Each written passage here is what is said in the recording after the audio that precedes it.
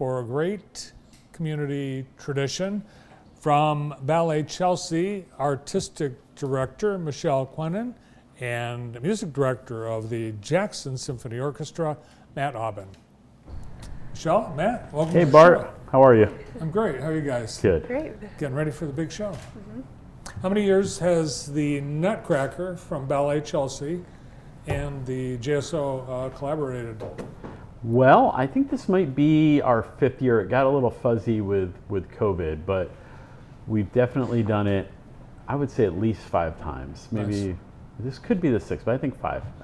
But it's been performed. Ballet Chelsea, this is one of your standard programs. Yeah, so this is the 26th year. 26 years. Yes, this is my first year though of it. But yeah, this has been a tradition for 26 years. All right, so it's coming up next weekend at Potter Center. So for someone like me, who I'm afraid to say I had not seen the Nutcracker. Bart. But it's for everyone of all It is. ages.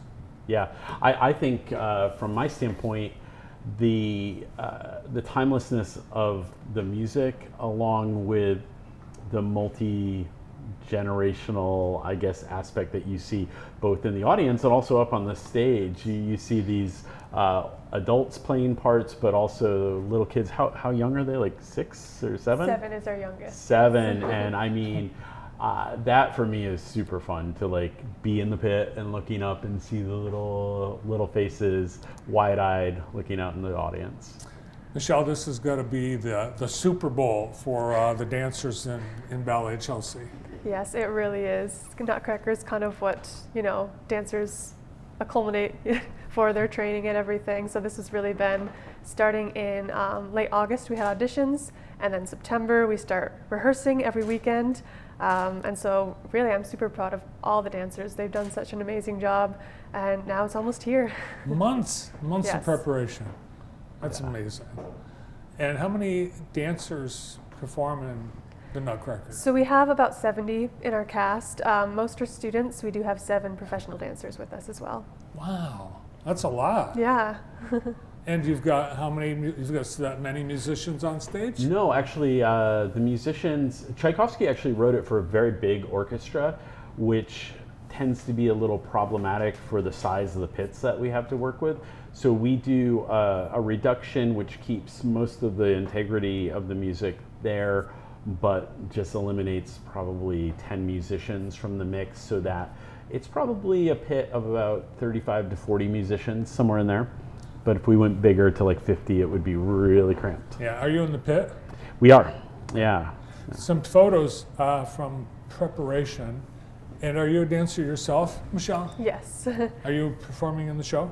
No, I'm not. I'm retired, but I danced for quite a few years. Have you done the Nutcracker before? Yes. I can't even count how many, but Did many you come Nutcrackers. through Ballet Chelsea? No, so I grew up in Michigan, southeast Michigan, and then I danced professionally around the country, and now I'm back in Michigan. Fantastic, that's great. Oh, these are great photographs. Thanks to the photographer who sent them over for us.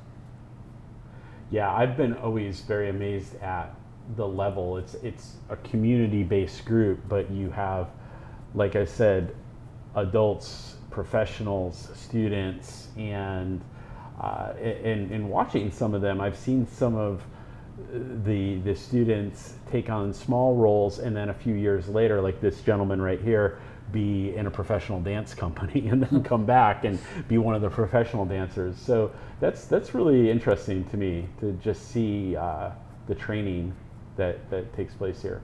You are seeing a first-class, top-rate production. No question about it. I mean, we even have the fake snow, and the Christmas tree grows, and the gunshot goes off for the mouse battle, and yeah, it's exciting stuff. And it's narrated, so you can follow along without any difficulty. Yes, so we have a narrator.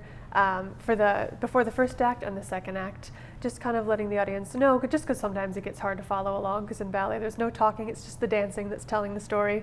So if there's any young children or they just are seeing the Nutcracker for the first time, they kind of get walked through the story, so it's easier to understand. They can just even like you, Bart, dancing. you know, this would be Right. good for you. It's for me. Yes, Matt knows I watch everything with closed captions. So if there were closed captions for this, I would definitely be watching those.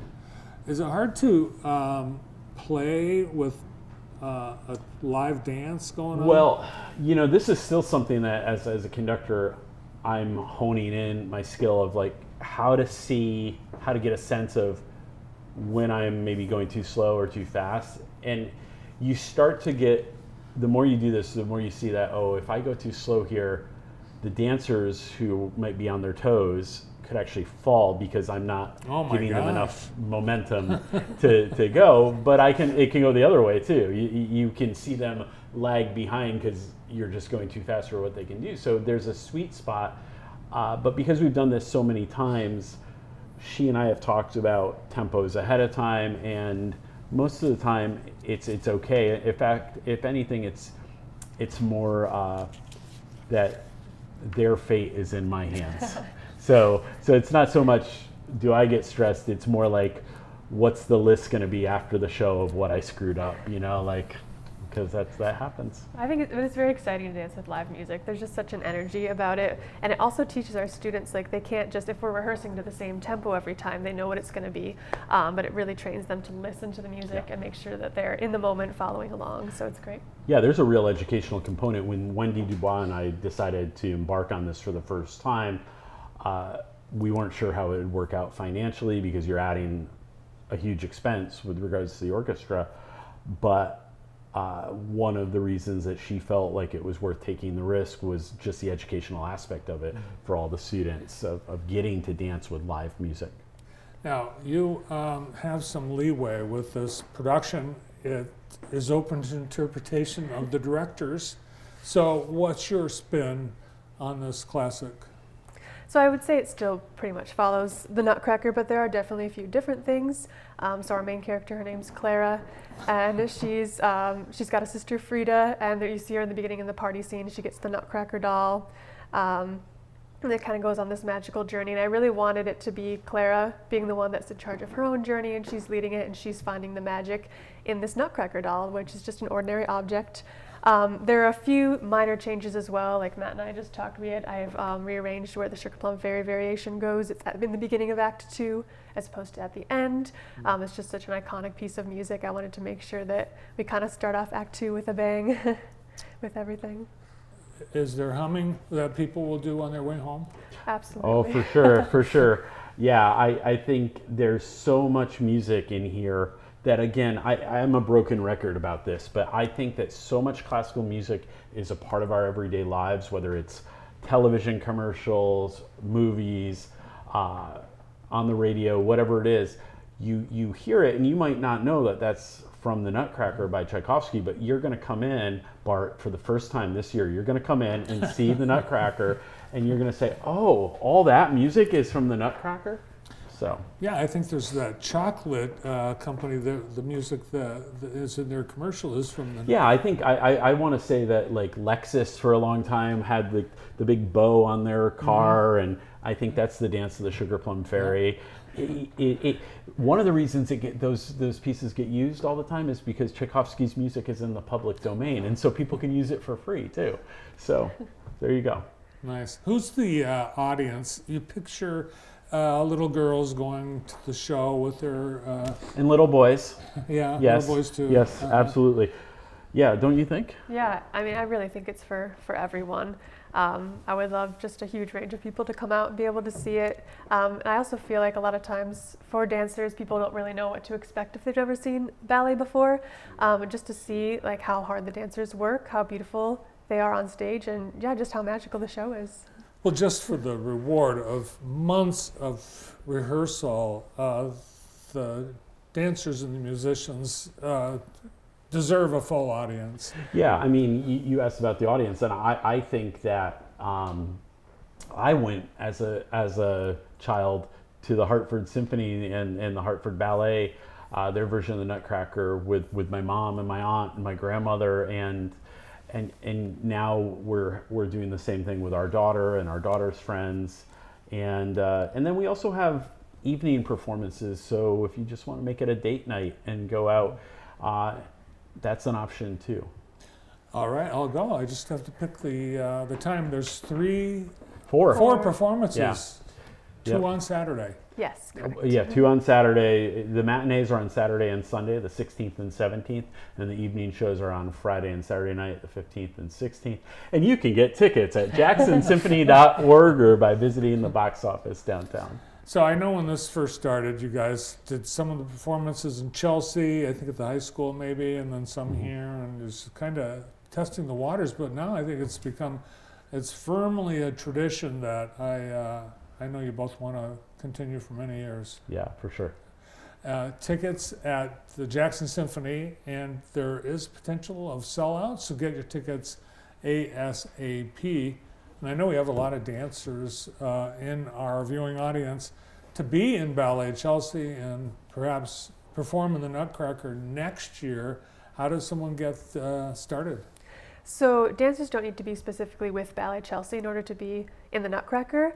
You're always welcome to come and take class at our studios in Chelsea, try it out, see if you like it. But as far as the Nutcracker, so it's a separate performance company. So auditions are held in late August. You can always check out our website, balletchelsea.org, or just email info@balletchelsea. And though the auditions, you can either be in the Nutcracker, we also have a spring show, this year it's Cinderella, or you can be in both. And so dancers as young as 7 are cast, and then it goes all the way up, and we have some adults with us and some professional dancers as well. So anyone who is interested is always welcome to check out our website for those details. Cool.